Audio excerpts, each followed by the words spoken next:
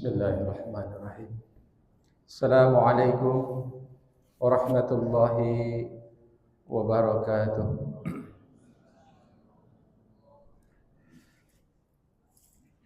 Kok lemes ini semuanya? Waduh. Saya ulang sekali lagi. Assalamualaikum warahmatullahi wabarakatuh.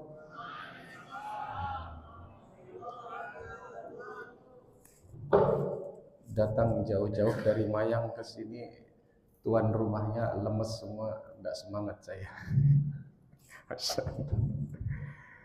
Alhamdulillah. Alhamdulillahilladzi anzala sakinah fi qulubil mu'minin liyazdadu imanan wa imanihim. Allahumma shalli wa sallim wa barik ala Muhammadin wa ala alihi wa sahbihi wa man tabi'ahum bi ihsanin ila yaumil din. Amma ba'd. Bapak-bapak, ibu-ibu dan hadirin sekalian, jamaah salat maghrib dan isya, insyaallah yang semoga semua tetap diberi kesehatan, diberi kekuatan, diberi kesabaran, dan terus diberi keistiqomahan. Yang semua itu insyaallah bahagian daripada upaya kita untuk mensyukuri atas segala nikmat dan karunia dari Allah Subhanahu wa taala, terutama dalam hal memanfaatkan umur dan waktu. Semoga ini menjadi keberkahan buat kita, dan dari berkah itulah mudah-mudahan turun rahmat Allah buat kita berupa surga. Amin ya rabbal alamin. Salawat beriring salam semoga tetap tercurah pada uswatun hasanah kita Rasulullah sallallahu alaihi wasallam.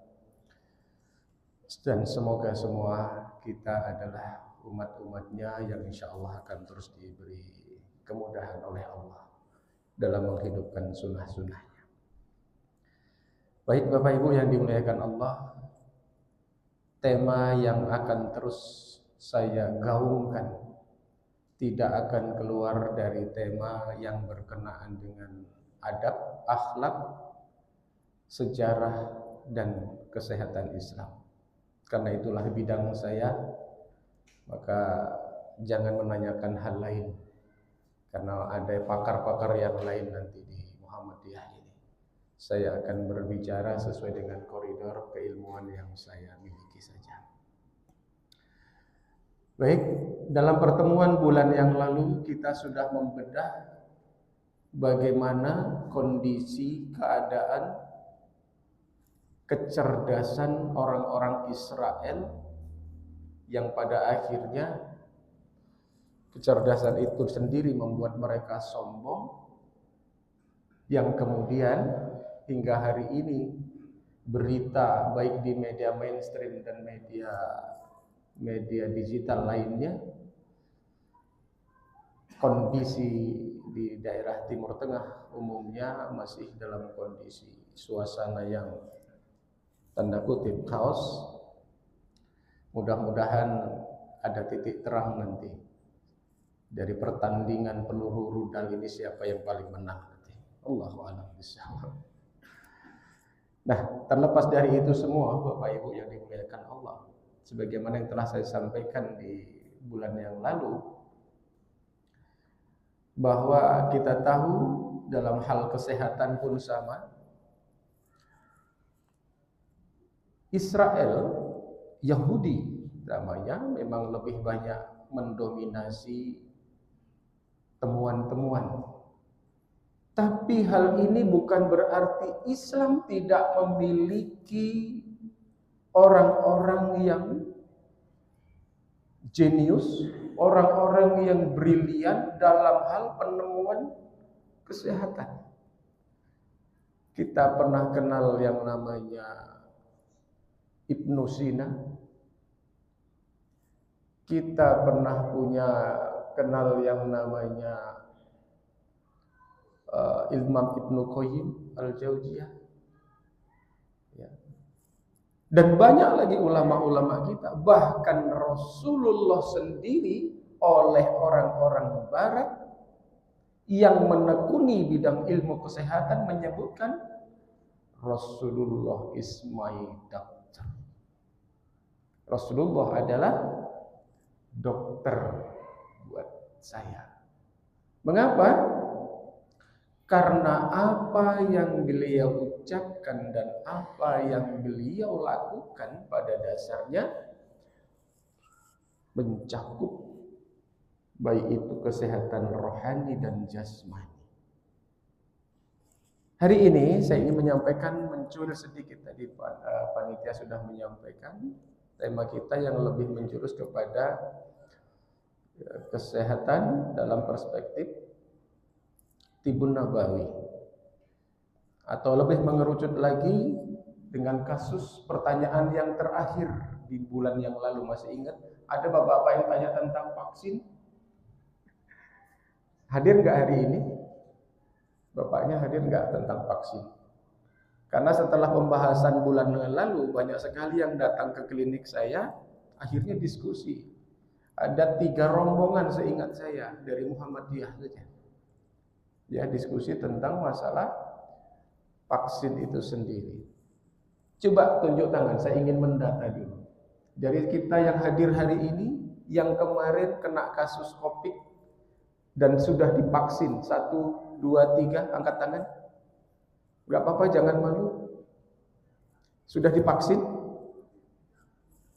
Oh, banyak ya. Banyak ya.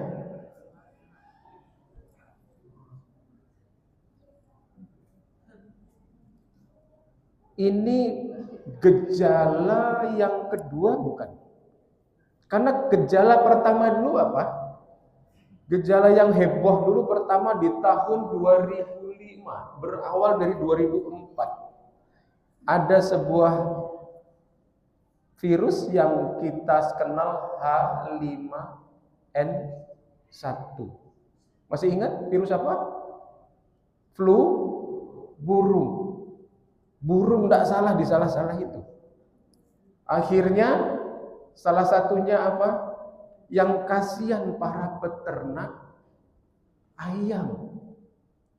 Ribuan bahkan jutaan ekor di beberapa titik di negeri ini, ayam-ayamnya dibantai, dibakar hidup-hidup.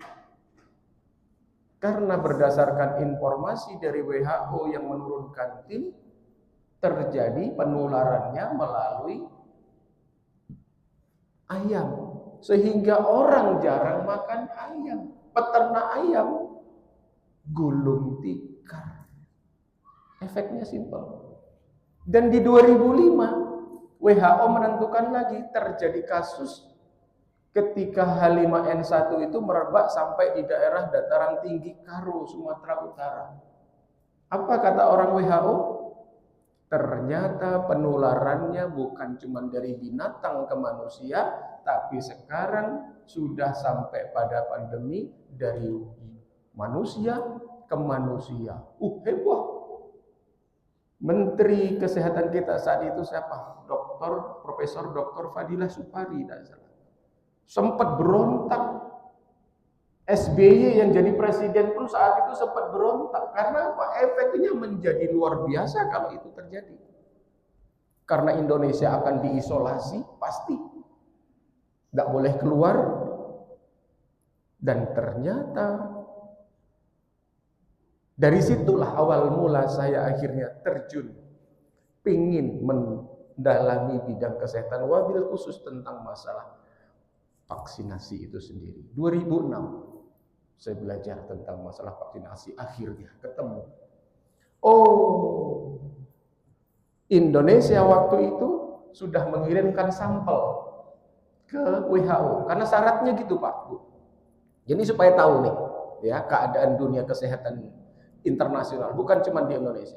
Jadi ketika ada yang merebak satu penyakit pada suatu daerah, tim dari Dinas Kesehatan akan turun mengambil sampel, baik itu darah, cairan, atau apapun yang berkenaan dengan tubuh si penderita. Nanti biasanya cepat dilaporkan ke WHO sisi. Oleh WHO biasanya ini nanti akan menjadi seed virus. Nanti akan diserahkan kepada, kalau dulu namanya JISN, Global influenza S-nya apa saya lupa itu. N-nya itu network. Jaringan peneliti tentang virus influenza yang ada di dunia. Tapi anehnya, Indonesia saat itu tidak pernah tahu kemana sampel itu dikirim dan untuk apa. Kecerdikan Menteri Kesehatan kita, Profesor Dr. Fadilah Supari meneliti. Beliau bekerja sama dengan BIN, bekerja sama dengan intelijen kita. Ternyata sampel-sampel virus yang dikirim dari Asia, termasuk Indonesia, dikirim ke satu daerah di daerah New Mexico. Saya lupa namanya. Yang jelas itu dulu tempat pembuatan bom atom yang diledakkan di Hiroshima. Ketika Menteri Kesehatan kita berbicara saat itu, hebohlah CNN dunia dengan beritanya, yang pada akhirnya apa? Yang di New Mexico pun ditutup. Berkat kegigihan kita punya Menteri Kesehatan yang luar biasa menurut saya. Seorang ibu-ibu yang luar biasa untuk melindungi anak negeri ini. Akhirnya dipindah ke Pentagon. Akhirnya bahan-bahan baku dari virus-virus ini hilang catatannya. Yang jelas pasti sudah dipindahkan oleh mereka. Apa yang ditakutkan oleh Menteri Kesehatan dan Badan Intelijen negara kita ini? Disangsikan kalau itu nanti dijadikan bom biologi. Dan itu yang terjadi di Afrika beberapa waktu lalu. Jadi kalau pengen membunuh manusia sekarang tidak perlu meledakkan nuklir. Nampaknya tidak perlu, sekarang cukup satu orang ditularin dengan penyakit, semprotkan ke beberapa daerah titik-titik di keramaian, dalam tempo kurang dari 1 pekan, tumbang semua orang. Dan hari ini Indonesia, kemarin saya sampaikan, kita sudah memiliki orang yang bersedia untuk disuntik TBC. Ada sekitar 2.000-an orang karena sudah masuk fase uji klinis. Tahapannya itu Pak, pertama diuji dengan binatang dulu, praklinis. Terus nanti uji klinis dengan manusia. Itu ada tingkatannya. Golongan 1, tingkat 1, tingkat 2. Tingkat 1 itu hanya untuk puluhan orang. Sekarang udah tingkat kedua, ratusan bahkan ribuan orang. Nanti pada tahap ketiga, kalau berhasil, bulan Desember targetnya Indonesia yang akan divaksin TBC. Ada yang mau? Dan yang jadi penyasar apa? Kenapa Indonesia? Salah satunya apa? Badan intelijen kita mengatakan karena di Indonesia banyak penyakit TBC yang disebabkan kebiasaan buruk warga Indonesia sendiri. Yakni apa? Ahlul hisab. Semoga yang duduk di sini tidak ada ahlul hisab lagi. Sudah jelas-jelas inilah penyebab TBC, salah satunya karena melemahkan sistem kekuatan pernapasan, maka para pemilik modal luar negeri itu menyasar Indonesia salah satu. Bahkan laporannya memang sudah luar biasa TBC. Ya, padahal TBC itu bukan cuma paru, Pak, nanti banyak ada TB tulang, TB otak dan yang lain-lainnya. Nah, baik. Saya ingin menyampaikan sedikit. Nanti mungkin pertanyaannya Cukup waktunya ya. Kita lihat bank data dari Kemenkes sendiri. Di akhir tahun 2019, target Indonesia untuk menerima cukai rokok itu kurang lebih sekitar 114,7 triliun. Targetnya penerimaan negara untuk mendapatkan cukai rokok kurang lebih minimal harusnya 114,7 triliun. Realisasinya ternyata hanya 90,6 triliun. Realisasinya. Sedangkan subsidi kesehatan yang telah digelontorkan oleh pemerintah untuk mengatasi orang-orang yang sakit, terutama BPJS ini, ada 3 penyakit paling dominan yang disubsidi. Pertama, penyakit jantung, paling banyak. Kedua, penyakit gangguan metabolik, diabetes dan yang lainnya. Dan yang ketiga baru yang kecil-kecil, yang remeh. Tapi jantung menduduki peringkat pertama, Bapak Ibu. Coba kita yang tadi, target pemerintah cuma 114 triliun. Tetapi cukai rokok yang masuk cuma 90,6 triliun.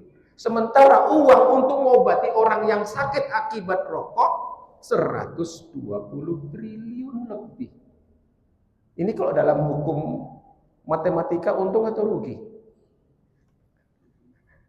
Boncos ini negeri. Siapa yang untung? Pabrik rokok. Anehnya juga sama. Yang petani tembakonya juga kena penyakit jantung. Ayo kita belajar dari sejarah saja. Ketika saya mempelajari masalah vaksinasi dan virologi tahun 2006, 2007 itu masih merebak. Indonesia minta supaya obat untuk H5N1 itu di drop dari WHO karena kita sudah mengirimkan sampel. Di akhir sampai Desember 2006 WHO mengatakan obatnya habis. Bayangin Pak, apa nggak pusing itu? Waktu itu SBY ngumpulin uang itu untuk menalangi supaya bisa membeli obat itu dari WHO. Tapi para WHO sisi atau perusahaan-perusahaan yang memiliki kemampuan untuk memproduksi dan menjual itu, yang dengan harga selangit itu, mengatakan obatnya sudah diborong oleh negara-negara lain. Yang ternyata negara-negara itu tidak sedang pandemik H5N1. Syukurnya India mau bantu, Australia mau bantu, Thailand mau bantu. Akhirnya tercukupilah waktu itu. Akhirnya para pakar di Indonesia, di negeri ini tidak kehilangan akal, terutama dari orang-orang yang berkecimpung di dunia kesehatan tibu nabawi, herbalogi, dan sejenisnya. Nah, tolong dicatat, bahkan sampai hari ini obat itu masih berlaku. Namanya Tamiflu. Ya, merek dagangnya Tamiflu yang oleh PT Rose itu mendapatkan legalitas untuk membuat yang generiknya. Ternyata apa? Diekstrak dari bumbu dapur yang ada di ibu-ibu. Ibu-ibu hafal semua. Tahu bunga yang bintang 5 itu apa? Bunga pekak, bunga lawang. Obat Tamiflu yang diproduksi oleh PT Rose itu salah satunya adalah diekstraksi dari buah bunga lawang yang biasa untuk bumbu apa? Bumbu kari, bumbu apa lagi? sop, apalagi nasi minyak, nasi kebuli. Kalau bapak-bapak belajar nanti sama ibu-ibu, nggak apa-apa. Bunga pekak atau bunga lawang. Jadi kalau hari ini ada yang merasa pilek, maaf, ambil 2-3 biji, seduh dengan air panas. Seduh dengan air panas.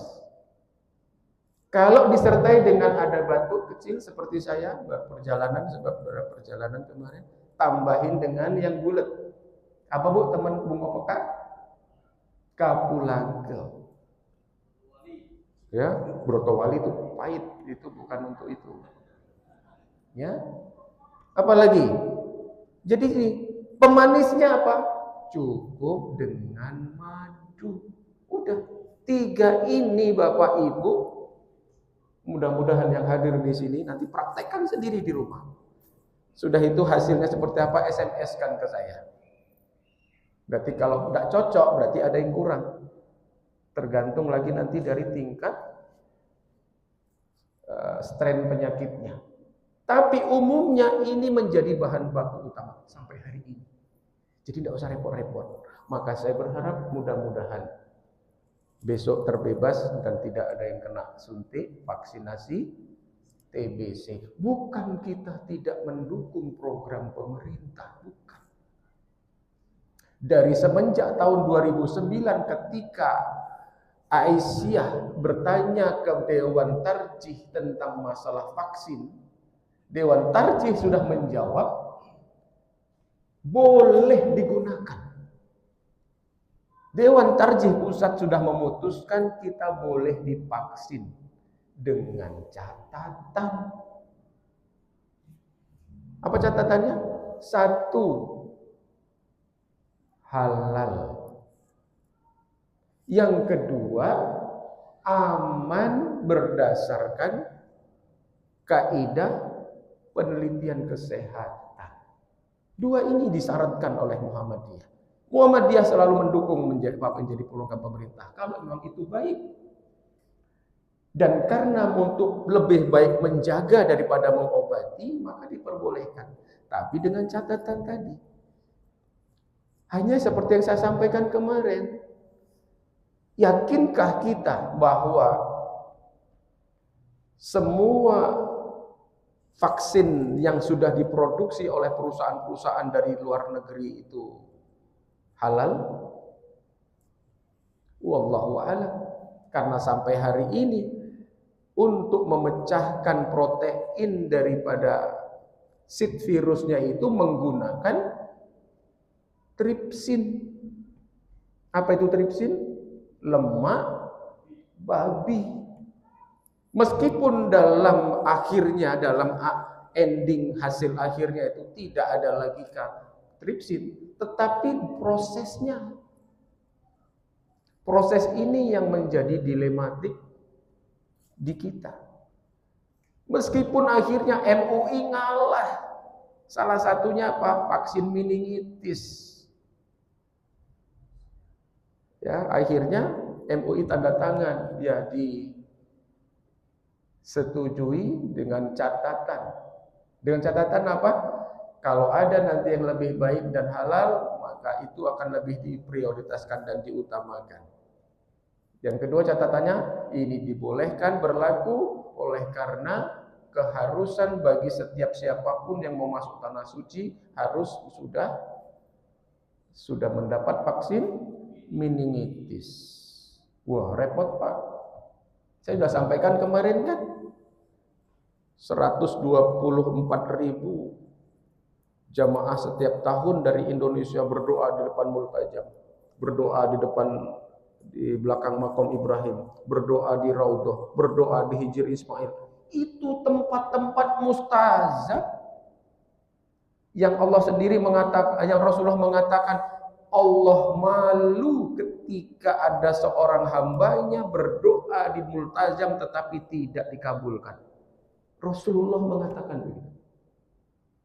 Allah malu kalau ada seorang hamba berdoa di belakang multazam tetapi tidak dikabulkan. Tetapi 124.000 mereka berdoa, salah satu minta supaya negeri ini dijadikan aman, tentrem, ayem, tertara haja, isinya sekarang masih sering ribut terus. Pertanyaan besarnya ini, apakah doa-doa orang yang sedang menunaikan haji dan umroh tertolak? Wallahu a'lam bishawab. Karena adanya kaidah,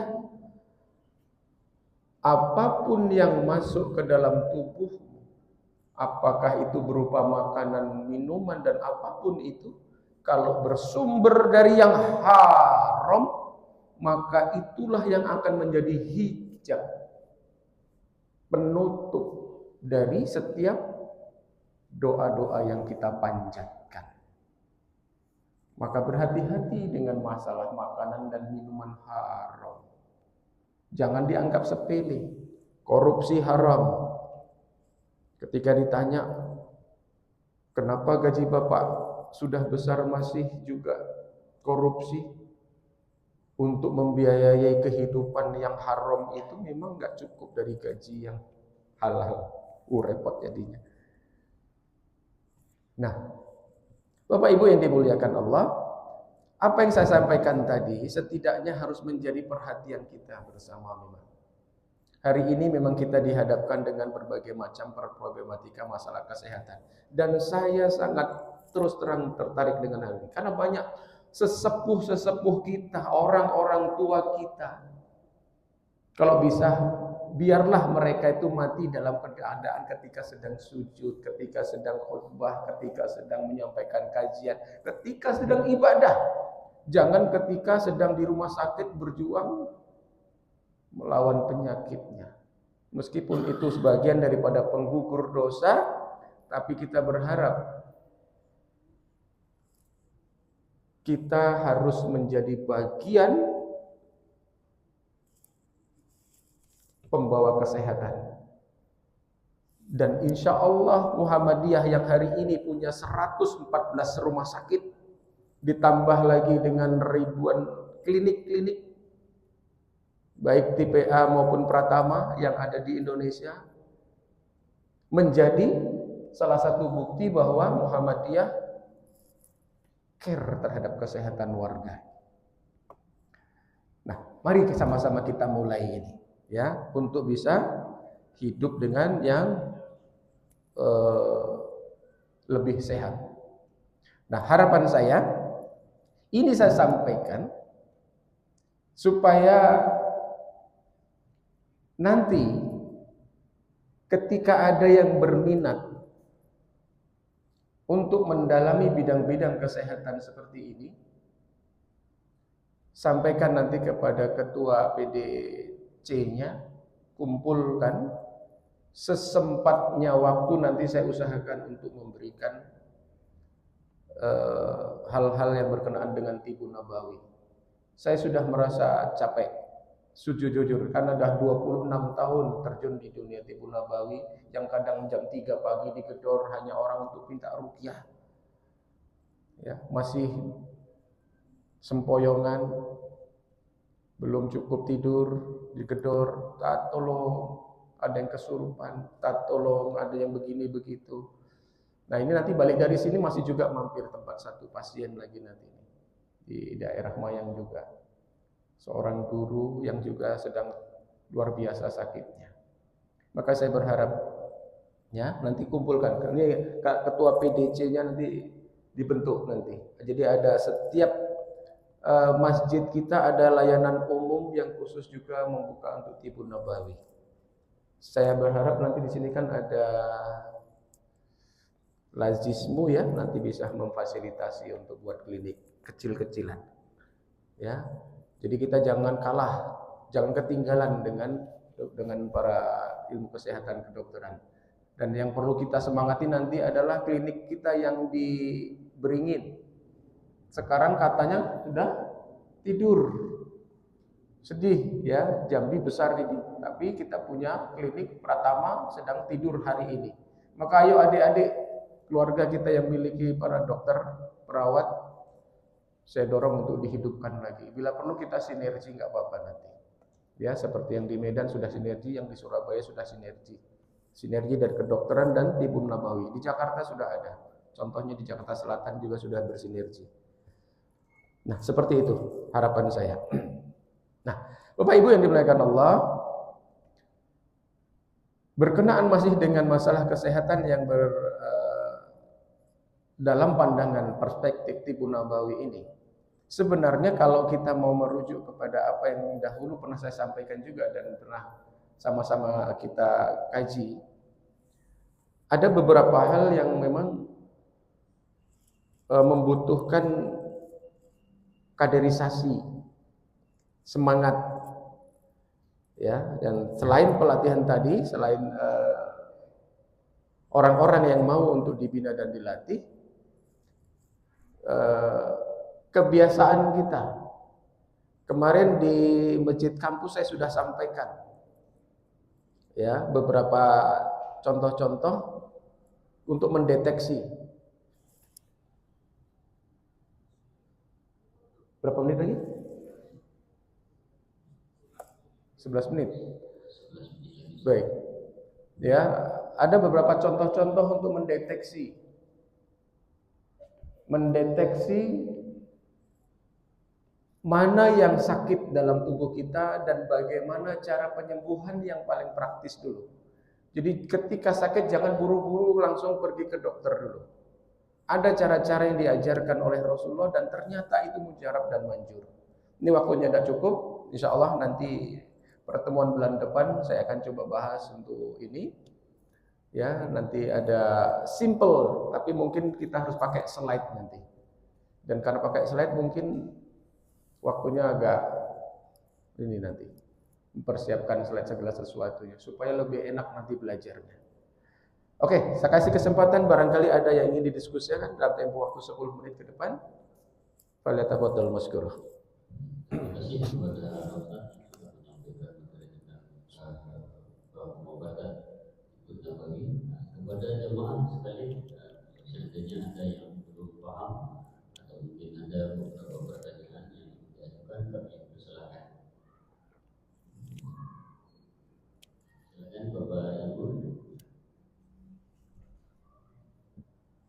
Ya.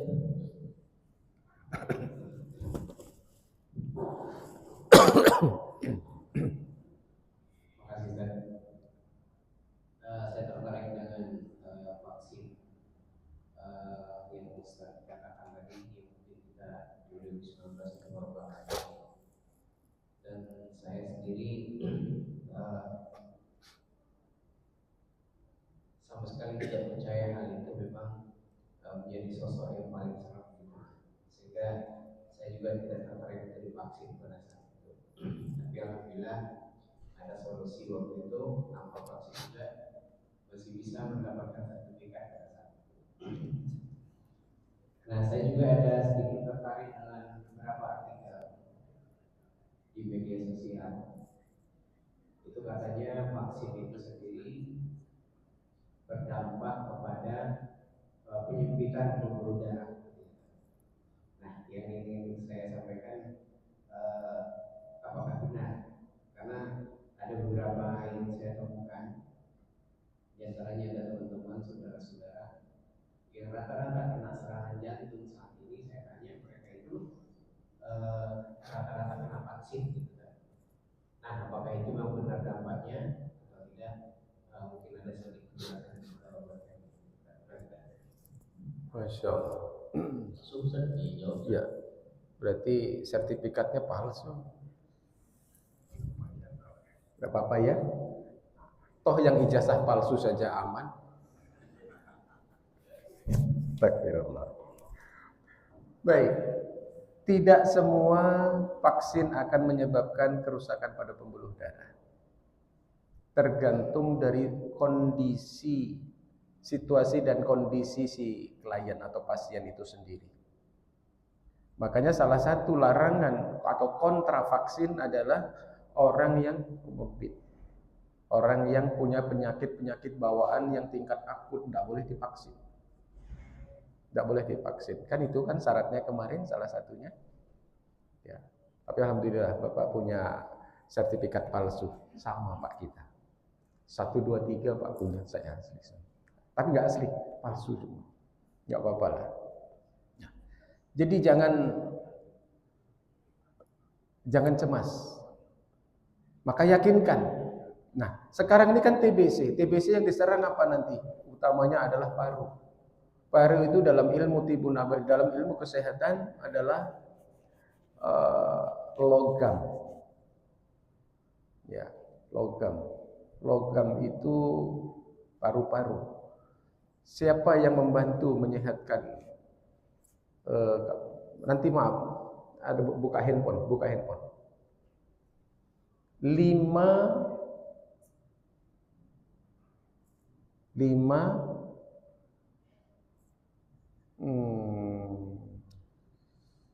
kok jadi lupa. Diagram Wu-Ching. Ada, gitu aja Pak. Diagram Wu-Ching. Ketemu? Gambar. Nah, Bapak klik yang gambar. Nanti keluar nanti diagramnya. Keluar? Yang bawa handphone? Keluar enggak, Pak? Nah, dari situ nanti kelihatan itu. Insya Allah nanti pertemuan ke depan saya akan bahas. Dan ini cukup bagus. Ya, karena saya belajar ini juga 1,5 SKS ya.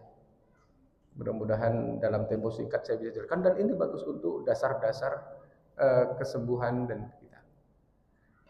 Maka nanti Bapak umur berapa sekarang? 55. Menjadi sasaran utama itu 50 ke atas besok ini, Desember besok. 50 tahun ke atas, mudah-mudahan tidak ada kata wajib ya, tidak ada kata wajib. Tapi kita sanksikan kalau itu ada, maka kita bisa kena sasar. Apa yang harus dipersiapkan? Stop minum dingin. Maaf yang penjual es, bukan saya mengharamkan es, ya, tapi sangat tidak elok buat kita orang tua. Jangankan kalau kita anak-anak pun sebenarnya kurang, tapi bagi mereka yang rentan jantung dan paru-parunya, dah usah minum air es. Minumlah sebaliknya air hangat. Madu jangan sampai tidak ada di rumah, Pak. Stok madu. Bapak usahakan setiap minggu minimal 3 kali rebus atau seduh zanzabil, jahe. Ya, bahasa Arabnya zanzabil. Bapak seduh aja, 1 potong dikeprek, seduh dengan air mendidih, tutup. Sudah dingin atau hangat-hangat tutup, minum. Campur madu. Wah repot Ustaz, tiap hari bikin. Loh banyak tuh tukang sekutang. Nah akhirnya tukang sekutang yang laris. Tapi ingat, sekutang itu manisnya luar biasa. Gulanya menakutkan. Padahal saya nggak menyarankan lagi bapak-bapak yang ada di sini untuk banyak makan gula pasir. Makanlah gula aren atau gula kelapa. Itu lebih menyehatkan insyaallah. Ya Pak ya, jadi tidak usah cemas. Ibu-ibu ada yang tanya? Mungkin ada satu lagi yang mau bertanya dari ibu-ibu. Nampaknya malam ini ibu-ibu mengalah. Baik. Oke, closing statement. Intinya, kalau besok benar di Desember itu akan diberlakukan vaksin. Sekarang bulan 7, 6 ya, 7, 8, 9, 10, 11, 12. Masih ada waktu 6 bulan untuk kita meningkatkan imun. Saya ulangi sekali lagi. Kita ini sakit bukan karena virus. Kita sakit bukan karena bakteri. Kita sakit bukan karena kuman. Kalau karena virus, bakteri, kuman menjadikan tubuh kita sakit, maka orang yang pertama akan lebih banyak sakit adalah para pemulung. Betul nggak? Mereka berjibaku dengan kotoran setiap hari, tapi badannya gemuk-gemuk, sehat-sehat. Makan saja cuci tangannya mungkin belum sempurna itu. Sehat. Tapi yang banyak sakit yang duduk di kursi belakang meja ruangan AC. Bener gak? Loh, tapi kenyataannya ternyata virus, vaksin, ternyata bakteri, kuman, iya. Tapi bukan itu titik permasalahan. Permasalahan yang utama adalah karena melemahnya imunitas kita. Melemahnya imunitas inilah yang menyebabkan akhirnya virus, bakteri, bahkan kuman sekecil itu pun akhirnya mampu menerobos pertahanan benteng kesehatan kita. Artinya apa? Tibun Nabawi lebih mengedepankan peningkatan imunitas. Salah satunya, maaf Bapak, jaga untuk detoksifikasi darah. Bekam setiap bulan tolong dijaga. Tukang bekam sudah banyak bertebaran. Cari. Ya. Nanti kita bahas waktu khusus apa manfaat bekam itu sendiri. Bahkan dokter pun sekarang sudah punya persatuan bekam medis Indonesia. Isinya para dokter semua, Pak. Tuh, dulu kita diejek. 26 tahun saya ini. Dulu di tahun kita pertama kali menggalakkan Tibun Nabawi dan bekam, kita sering diejek. Hari ini yang mengejek pun akhirnya menjadi tukang bekam, dokter itu. Oke, mudah-mudahan yang singkat ini bisa menjadikan ilmu dan pemahaman baru bagi kita semuanya. Mohon maaf jika ada yang tidak berkenan. Insyaallah kita ketemu di lain waktu dan pembahasan yang berbeda.